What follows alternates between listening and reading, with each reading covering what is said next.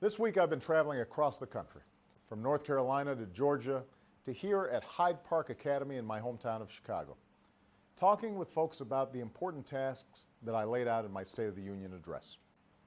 Reigniting the true engine of America's economic growth, a rising, thriving middle class. Every day we should ask ourselves three questions. How do we bring good jobs to America? How do we equip people with the skills those jobs require? And how do we make sure your hard work leads to a decent living? I believe all that starts by making America a magnet for new jobs in manufacturing. After shedding jobs for more than 10 years, our manufacturers have added about 500,000 jobs over the past 3. What we need to do now is simple. We need to accelerate that trend. We need to launch manufacturing hubs across the country that will transform hard-hit regions into global centers of high-tech jobs and manufacturing. We need to make our tax code more competitive, ending tax breaks for companies that ship jobs overseas and rewarding companies that create jobs here at home. And we need to invest in the research and technology that will allow us to harness more of our energy and put more people back to work repairing our crumbling roads and bridges. These steps will help our businesses expand and create new jobs. But we also need to provide every American with the skills and training that they need to fill those jobs. Let's start in the earliest years by offering high-quality preschool to every child in America, because we know kids in these programs do better throughout their lives.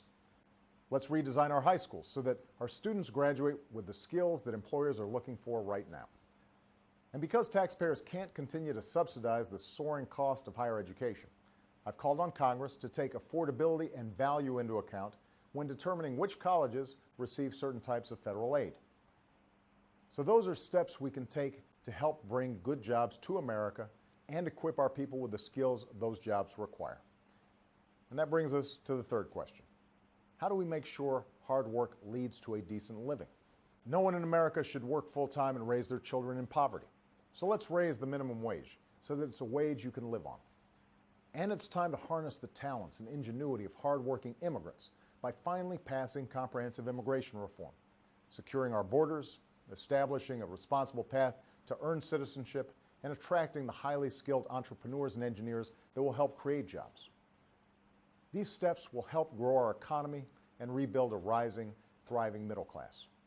And we can do it while shrinking our deficits. We don't have to choose between the two, we just have to make smarter choices.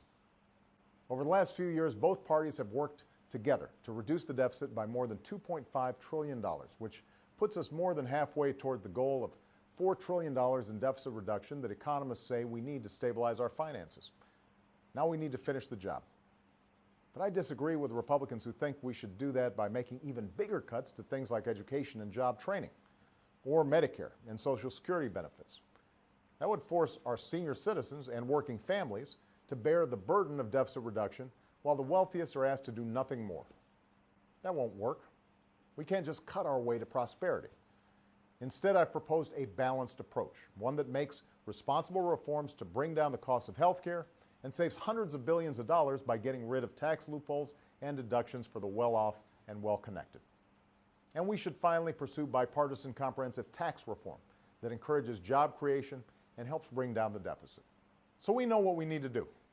All the steps I've mentioned are common sense, and together they will help us grow our economy and strengthen our middle class. In the coming weeks and months, our work won't be easy and we won't agree on everything. But America only moves forward when we do so together, when we accept certain obligations to one another and to future generations. That's the American story, and that is how we will write the next great chapter, together. Thanks, and have a great weekend.